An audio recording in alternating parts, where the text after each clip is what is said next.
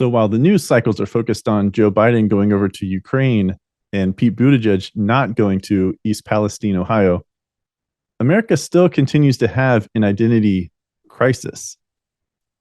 And this administration continues to perpetuate it.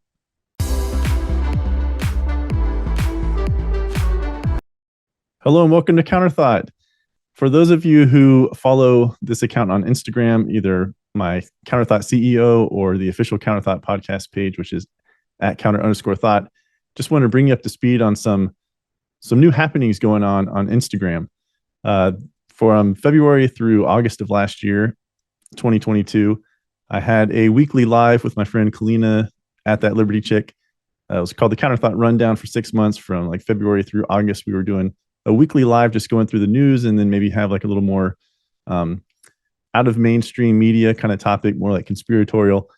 And then we took a break from August through the winter, but we are starting that back up, not as the Counterthought Rundown, because we're not going to focus so much on multiple news topics. We're going to be focusing on, like one topic in particular and discussing that for 45 minutes to an hour on Thursday nights. So come on over to Instagram Live, check that out.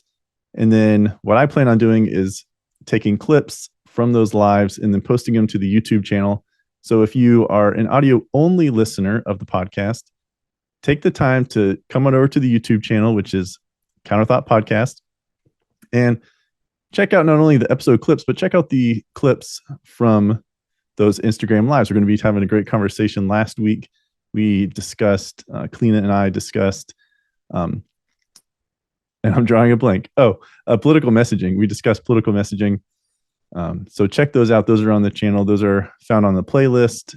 Under discussions is the full length live, and then a second playlist called discussion clips. And that's where you'll find shorter clips from that live about political messaging. And this Thursday on Instagram Live, again, come check us out. We're going to be discussing, I think, one of two topics, one of which has to do kind of similar to what this episode is about, which is about identity and equity.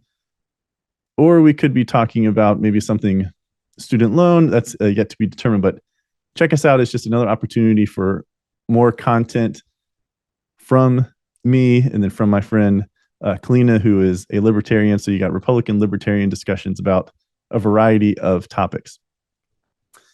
But for this episode, I want to focus on the identity crisis in America. You're thinking, okay, well, what is this identity crisis? And that is a great question, because identity can mean a lot of things. Living, we are used to and accustomed to your identity being, some type of, paperwork, like your birth certificate, your driver's license, something like that, your passport that shows who you are, has information on there like your name, your sex, where you live, and other information like that. And then we think of identity could be, okay, well, that could be my job. Maybe you put your identity in your job. Maybe you are, proud of what it is that you do for a living, for your career. Maybe you don't have a career. Maybe you are in high school or college and your identity is in being a student. Again, whether that's at the high school level or collegiate level, don't know how many middle schoolers might be listening to this, but if you are, shout out to middle school as well. Like that is what your identity could be in, or it could be in sports or athletics or your favorite sports team, or it could be in Christ, which is where it should be. But we can put our identity in a lot of things, and all of those different ways we can have or things we can put our identity in that I just mentioned. That's not what this administration is focusing on. This administration, and I've talked about this in multiple episodes throughout the course of this podcast, talked about victimhood going back to last year. That was somewhere within the first 10 episodes of the podcast. Go back and check it out. It's an audio only format, so check it out on the podcast app. But it is focused on identity with this administration, at least, and I could say more largely the Democrat Party, especially the more progressive, liberal, radical aspects of the Democrat Party, is focused on identity. But the identity that it is focused on is race and sexuality. Race and sexuality.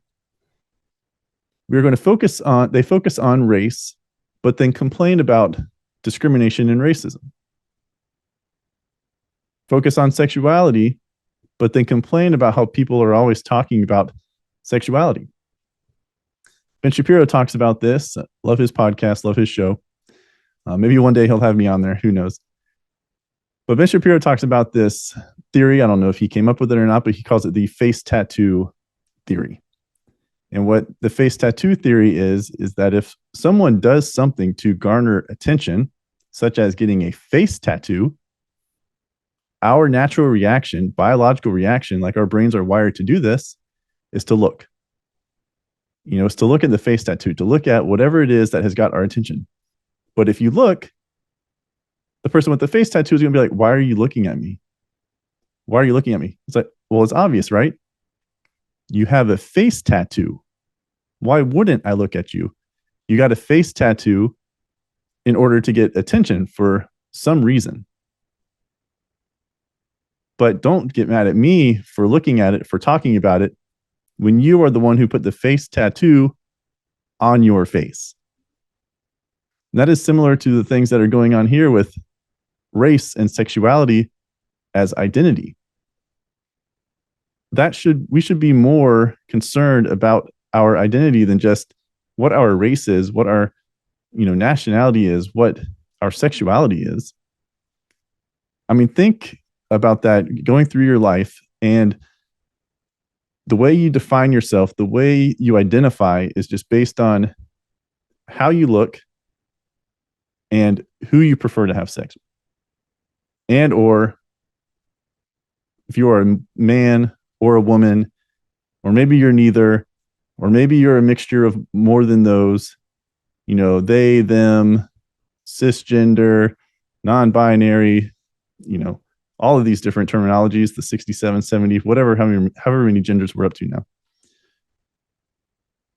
But imagine how depressing it must be, or actually it's just sad, that you put your identity just on your race or your sexuality. There is so much more you could put your identity in. But this White House, this administration, continues to perpetuate this identity crisis. They're not advocating. They're not saying, hey, go put your identity in something else, something bigger, something greater. They continue to hammer home and perpetuate this identity or this aspect of your identity needs to be in your sexuality and your race. Identity by race and sexuality, and then they want equity by race and sexuality. And that goes to this victimhood mentality, right? If you believe you are a victim because you identify based on your race or your sexuality, which is in all likelihood in the minority for the rest of America, you believe you are a victim of something. You're a victim of something. And if you are a victim, that means there needs to be something done in order to bring you up to equal status. Not equality, though, but in the form of equity. That you are owed something. That somehow the government, the United States of America, did you wrong, and they must compensate you for it. And this White House, this administration, Joe Biden has signed 2 executive orders specifically about equity based on race and sexuality. So I'm looking right here at the White House statement. This was released going back to February 16th. So by the time it's been 12, almost 2 weeks, 12 days, almost 2 weeks. Starts out by saying, on his first day in office, President Biden signed Executive Order 13985, which is called Advancing Racial Equity and Support for Underserved Communities Through the Federal Government. It says that order emphasized the enormous human cost of systemic racism and persistent poverty and provided a powerful and unprecedented mandate for all federal agencies to launch a whole of government approach to equity. And over the last 2 years, those agencies have done numerous studies and surveys and identified ways in which their agencies can help advance equity. So now this executive order, again, February 16th, says to strengthen the federal government's ability to address the barriers that underserved communities continue to face today. President Biden has signed a new executive order called Further Advancing Racial Equity and Support for Underserved Communities through the Federal Government. So his first day in office, it was advancing the racial equity and support for underserved communities through the federal government. And now this one is further advancing, right? So this is the next one, right? The next one, further advancing. This second order reaffirms the administration's commitment to deliver equity and build an America in which all can participate, prosper, and reach their full potential. Now that is key, in which all can participate, prosper, and reach their full potential. Now, I understand that there are significant barriers that keeps individuals, especially impoverished individuals or underserved, as they're called here, to participate in certain aspects of, not everybody can participate basically in everything in America. There are significant barriers. A lot of it has to do with money, because money can open doors for others. It gives you access. It gives you opportunities. School choice is a big thing going on right now across the different states, to help give children in these impoverished neighborhoods, in neighborhoods and districts that have poor schools, poor as in performance, poor performing schools, to get a better education. Now, I was having a discussion with someone earlier today, and in the comments section of one of those videos from the live last week. And they were going on and on and on about childhood poverty. They're like, well, what solutions do Republicans have for childhood poverty? The Democrat Party, we have ways to end childhood poverty. And I was like, well, the Democrat Party is throwing money at the situation is not going to help, because people who, are bad with money are not going to be all of a sudden good with money with more money. We see these different school districts across the country that are low performing, but they have tons of money being given to them.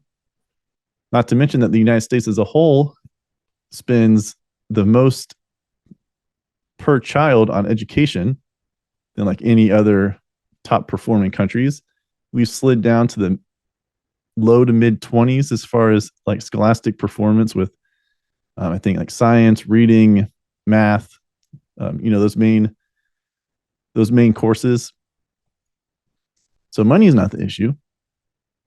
They're just trying to put lipstick on a pig, so to speak. We need to get more to the root cause. I hear Kamala is still trying to find it. But one of the ways to get someone out of poverty is to give them more opportunities. So going back to school choice, like when it comes to childhood. But even if outside of the academic realm, one of the ways to avoid poverty, and studies show this, is you need to graduate high school, you need to get a job, get married, then have kids. Is a 4-step process. Graduate, get a job, get married, have kids. If you do it in that order, 1, 2, 3, 4, the likelihood that you will live in poverty is significantly lower than if you either don't check one of those boxes, do one of those steps, or if you do them out of order. If you do them out of order, life is significantly more difficult to put yourself in the best situation possible for you and your kids. And then stay married, right? That would be, I guess, step 3B, or maybe, step 5. Graduate, get a job, get married, have kids, stay married. 1, 2, 3, 4, 5. Do that. And statistics show that the likelihood of being impoverished, of living in poverty, is significantly lower than if you don't do those steps or if you do them out of order. But that, is childhood poverty. And again, I was having this discussion with the person in the comment sections for one of the videos from the live of last week, which had to do, again, with political messaging. And this identity crisis ties into political messaging. The Democrat Party hammers this home. You are some type of victim. If you are transgender, you are homosexual, or you are bisexual, you in some way are being discriminated against, you in some way need protection from the federal government. So what are we going to do? We're going to continue to grow this administrative state, continue this overreach in order to protect you.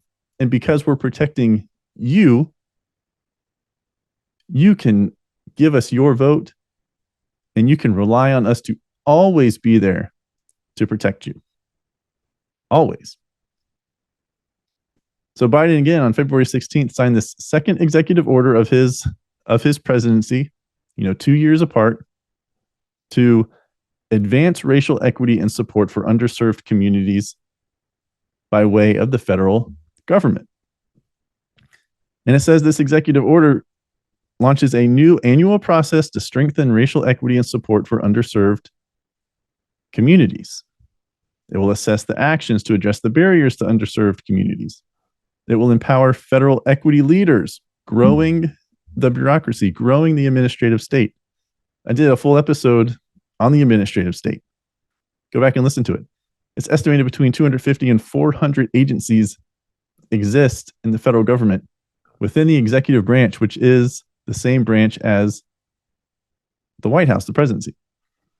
He is the executive, right? So the executive branch. And we are just continuing to grow it. Now we have federal equity leaders.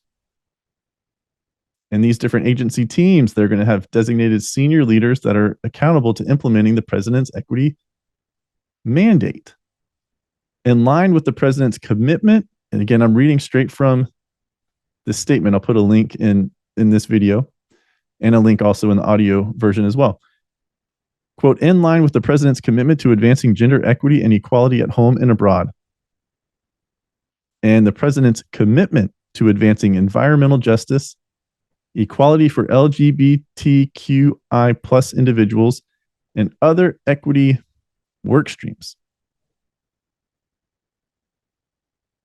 It says this executive order fosters greater collaboration and streamlines agency reporting of progress and planning in order to advance equity in support of all those who face overlapping discrimination and bias.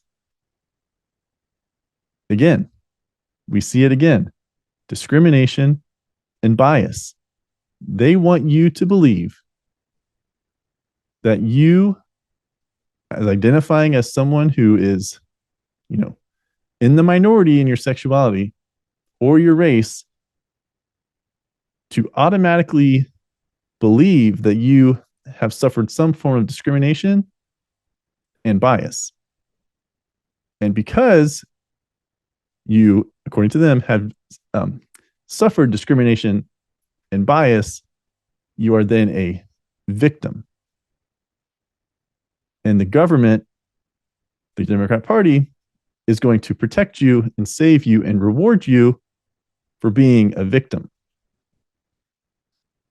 Strengthens community partnerships and engagement, invests in underserved communities. There's a big push. I work in the healthcare industry, and there's a big push by a lot of the health plans within each and every single state, and even national plans, but by these health plans to serve underserved communities. It's called health equity. There's a big push for that throughout 2022. I think it really got started maybe back in 2021, but it's continuing into 2023. Health equity, giving these underserved communities better access to hospitals, to patient care, to clinics, and so on and so forth, which is great. That, to me, that is different equity than this equity for your identity. Executive order goes on. It's going to improve economic opportunity in rural and urban communities. It's going to address emerging civil rights risks. The executive order instructs agencies to focus their civil rights authorities and offices on emerging threats such as algorithmic discrimination in automated technology. Algorithmic discrimination in automated technology. What? And then it promotes data equity and transparency.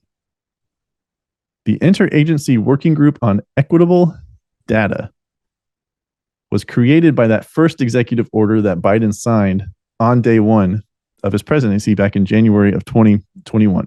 The Interagency Working Group on Equitable Data or Data. It has been institutionalized at the National Science and Technology Council.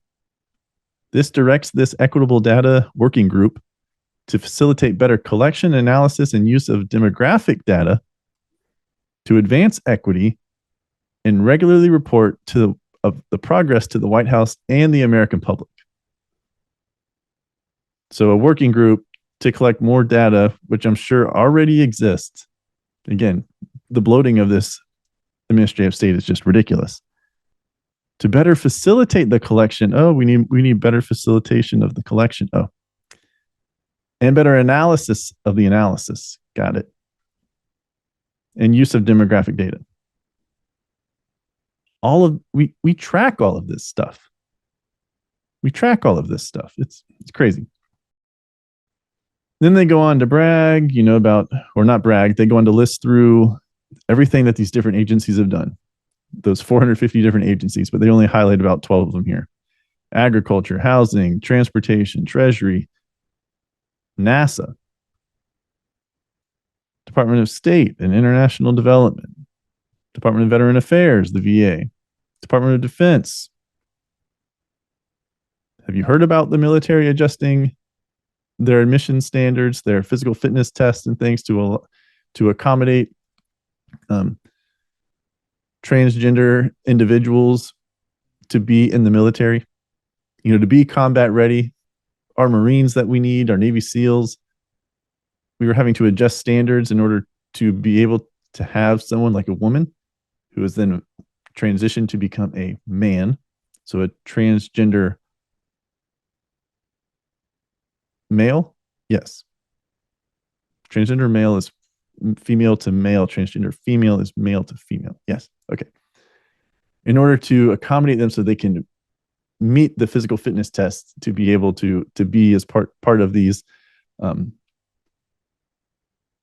not groups, but like the SEALs and the Marines within our military. And then the Department of the Interior, which is I think like national parks and other stuff like that, and economic growth, and then environmental quality and Office of Management and Budget. Can't forget the OMB. Science and technology policy, yada, yada, yada, yada, yada.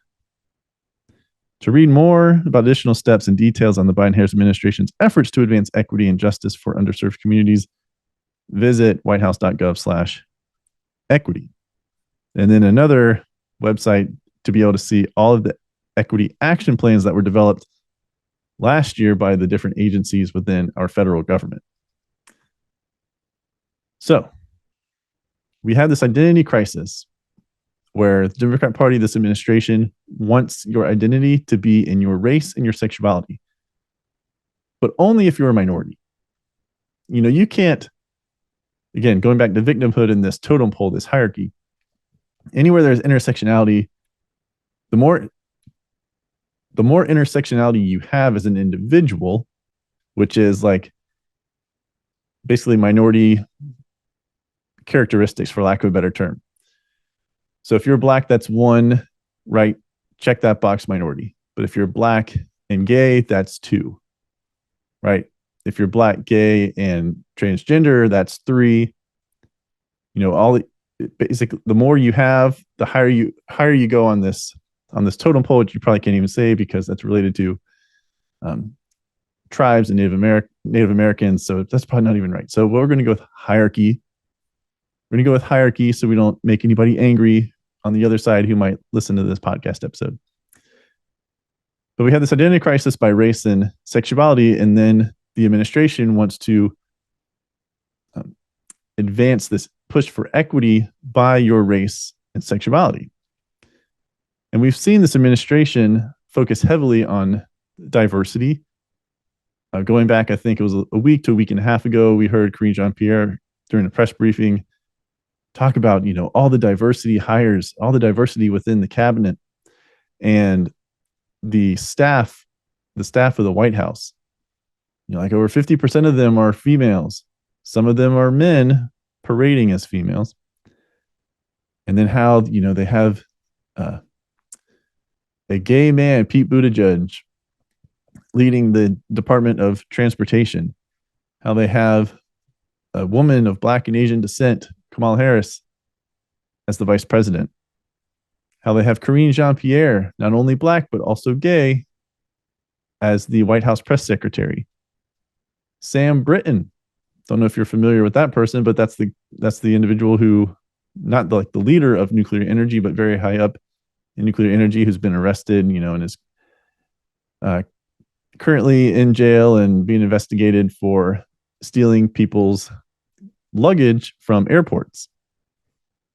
And look how bad these picks have been. Buttigieg has just failed immensely as transportation secretary. Kamala Harris talks like she's a first grader, very lackluster, like no pizzazz, nothing to her. All she's known for is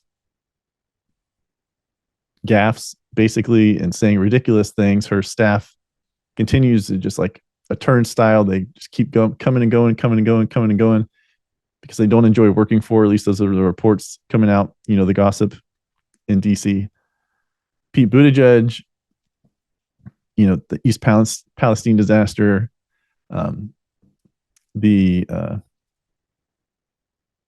supply chain going, I think, back to 2021 supply chain, and then baby formula in 2022. Karine Jean-Pierre, she is not nearly as talented as her predecessor, and she just stumbles all the time and is unwilling to answer certain questions. And I understand part of that has to do with being the White House press secretary. You're trying to cover for the president, but I mean, she's just not doing a good job. Sam Brinton, and then the military, as I've talked about, allowing transgender individuals, and then that means us as taxpayers, the money that's being set aside for the DoD, the Department of Defense, is going to pay for the medication that these individuals have to continue to take in order, for their hormones and hormonal treatments and all that kind of stuff, and lowering the standards to accommodate. But they're doing a virtuous job, this administration, with all these diversity hires. Instead of a meritocracy, having someone get the job because they're the best one for the job based on their accomplishments throughout their career. But no, that's not how this works. It's all about diversity. Diversity first and foremost. Not about what you've done, but who you are and how you look. That's what it's about.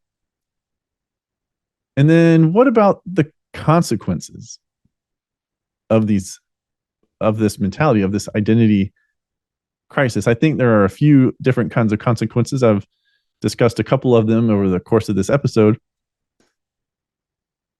But if we continue to have this identity crisis, we as in the United States of America, not we as in you and me, because if you're listening to this podcast, most likely we don't think the same way this administration does, and a lot of supporters of the Democrat Party, but continue to perpetuate this identity crisis, you will continue to have people to believe that they are discriminated against. It's just going to be, like a package deal. You're going to look in the mirror. You're going to say, man, I'm a minority. I must be discriminated against. Have you experienced any discrimination? No. But I'm a minority. I must be discriminated against. Or, I'm homosexual. I'm gay. I'm lesbian. I'm transgender. All the different letters. Have you been discriminated against? Well, no. But I'm a victim. I'm a victim because I'm told I'm a victim. It's going to lead people to have this mindset and then have this victimhood mentality, which again rewards and based on intersectionality, the more intersections you have, the more you are celebrated because of all of the great things you're doing and how brave you are being for, being in the minority and being so diverse based on, again, your sexuality and your race.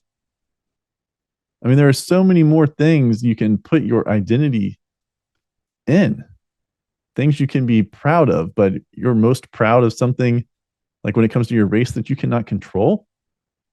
Be proud of your nationality. Nationality is different from race, but just to say, like, I mean, that's the depth of it. And then your pride and comes from believing you're a victim.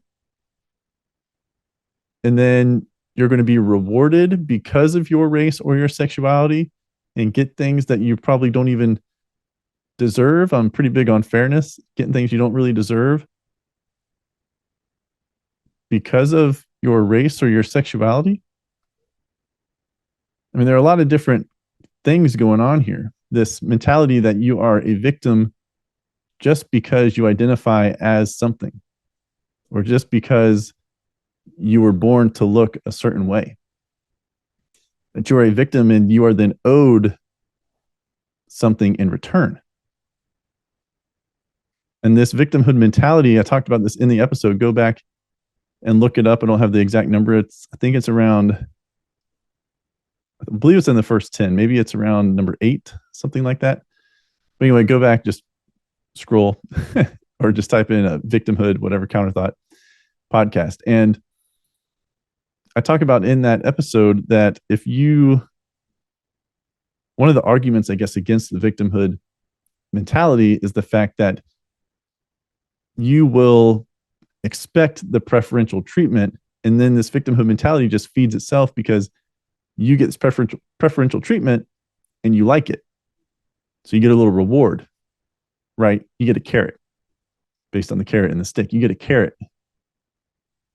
So then you're going to say, okay, well, I got a reward for that. So now I'm just going to ratchet it up one more so I get another award.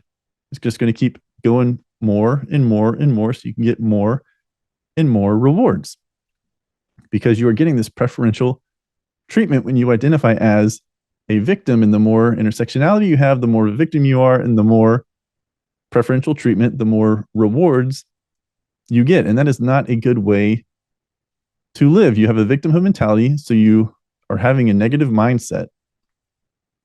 And it doesn't correct anything. It doesn't fix anything. You're just going to continue to believe you are a victim, again, with this negative mindset,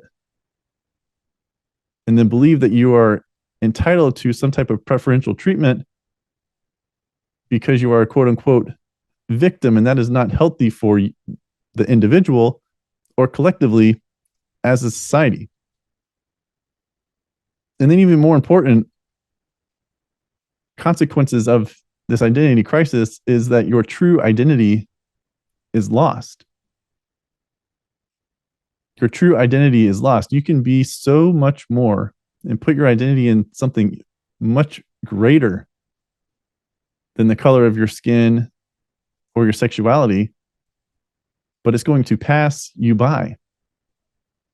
But you're going to live a life, again, in this victimhood mentality based upon your identity, your physical identity or your sexual identity, instead of putting your identity in something much, much greater, and you will lose that. And that is extremely sad, again, for the individual and then America collectively as a society.